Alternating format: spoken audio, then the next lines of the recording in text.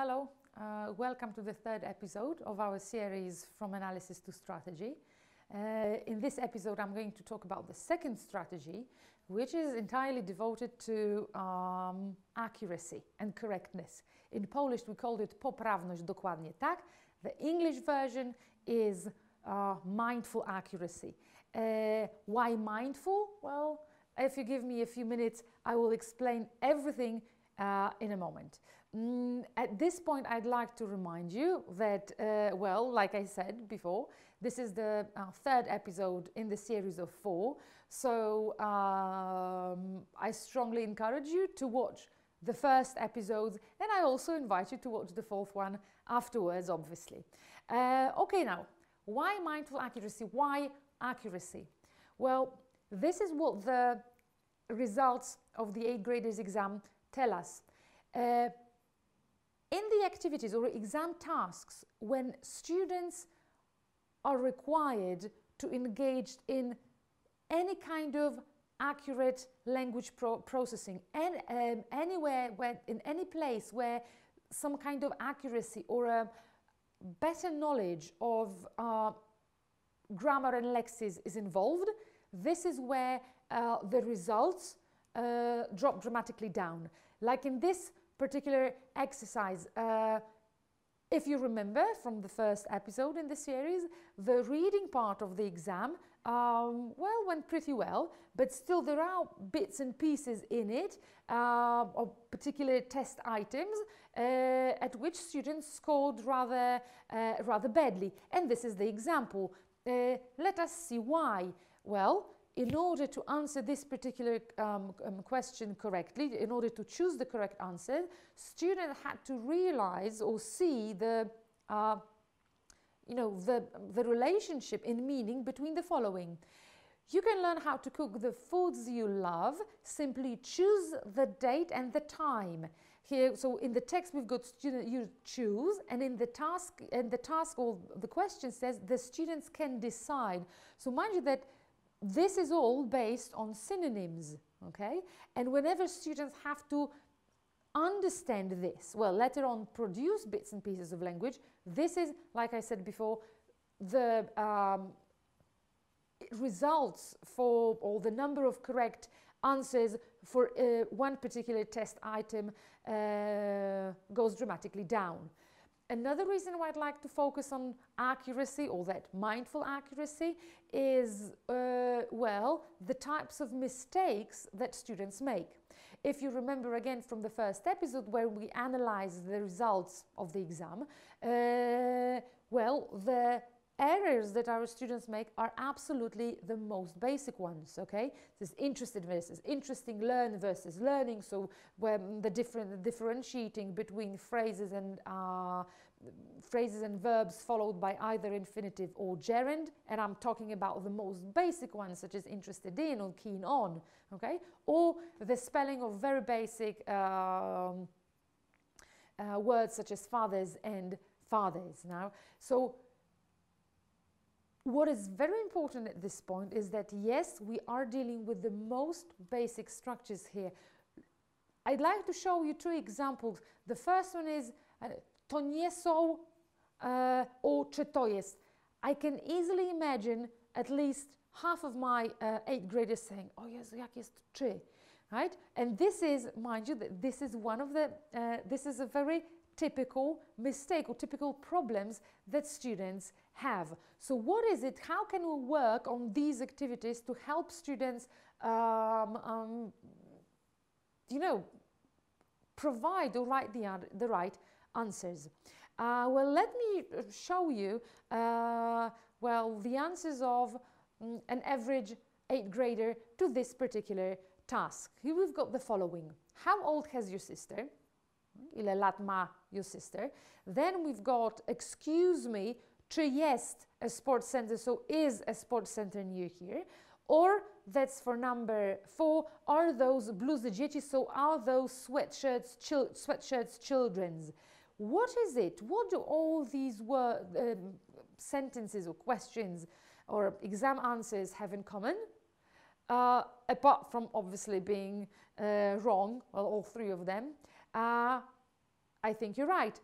What they all have in common is that they are typical language transfer errors. So these are the kind of Polish-English versions of these structures. Now, what is it that we can do to help students deal with it somehow? Well, this is where I strongly believe in the power of translation. Okay?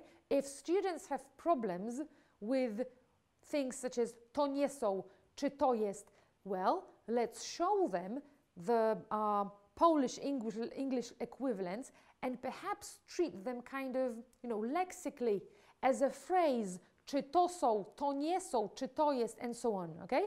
We might teach them as a whole, as one lexical phrase, and, well, simply encourage students to learn them by heart, okay? Another way in which translation can help, what we can do to use that translation in the English lesson is, well, translate bits and pieces of a text into Polish before the lesson. Ask students to look at it and try to come up with the English version.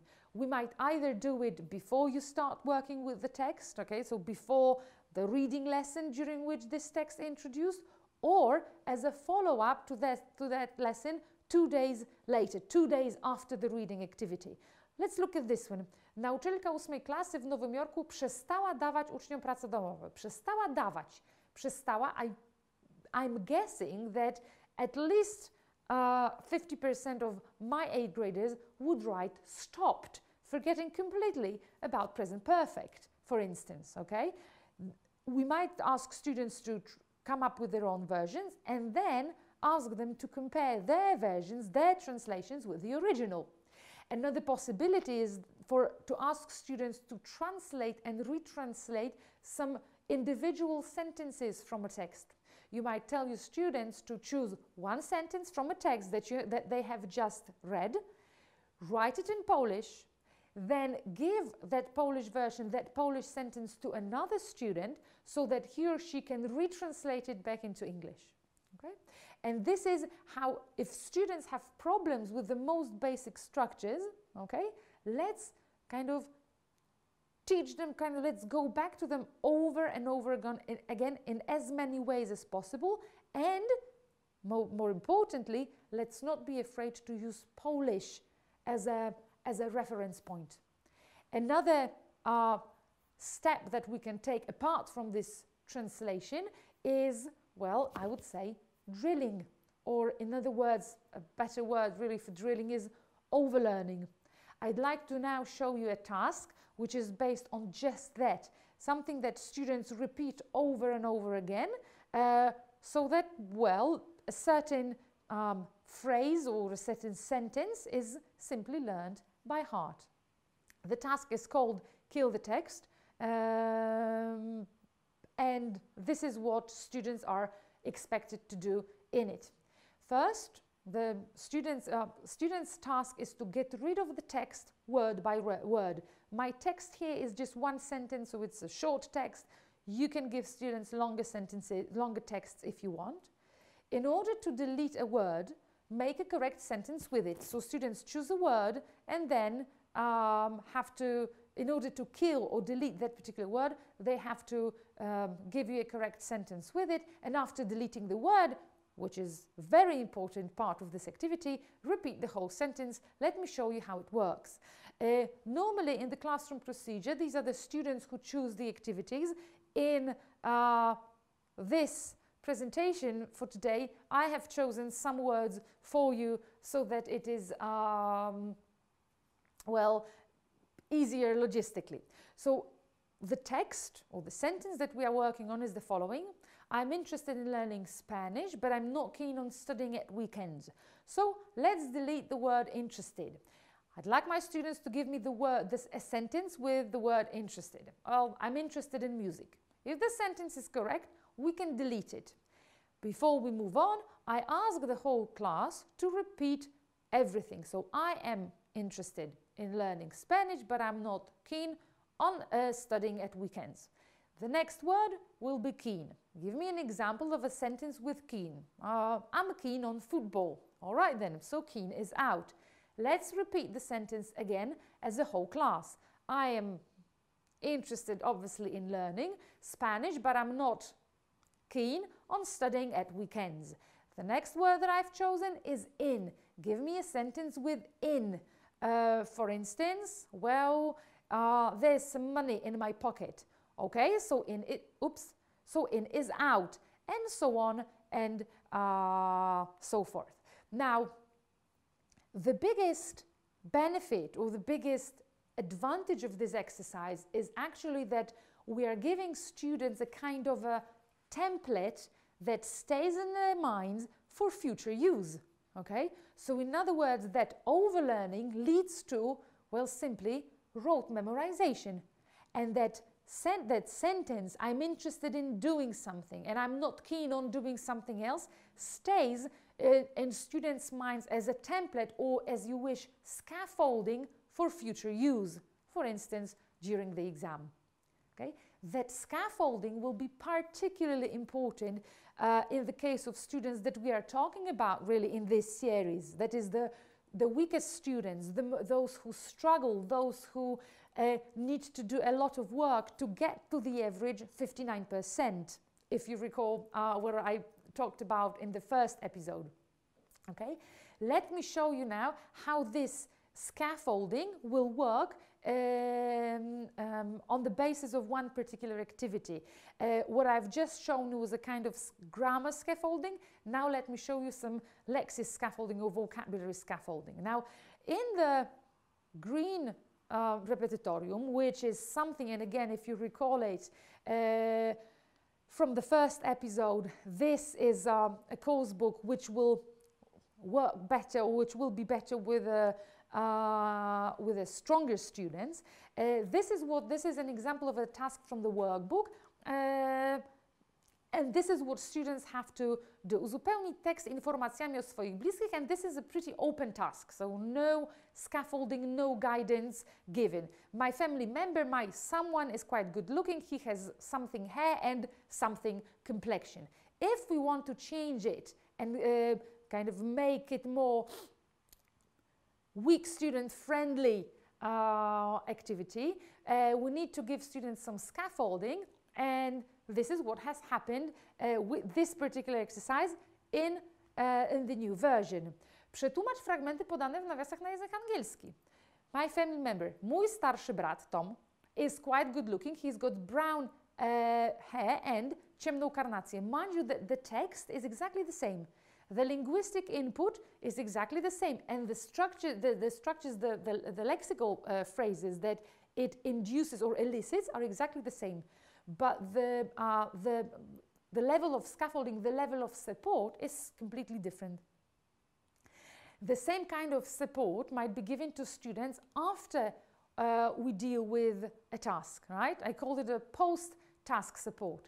Whenever I do a task like this with my students, that's a revision exercise from the workbook, I always ask my students some extra questions afterwards. For instance, how many hours of, and we've got physics, physical or sport education per week do you have? There's one correct answer, and that's obviously physical education, so the question is, why not physics? Okay? And again, if you still remember what I talked about in the second episode of the series about reflective learning, this is the moment again to slow down, to think about accuracy. Mind you that in a way that mindfulness is all about,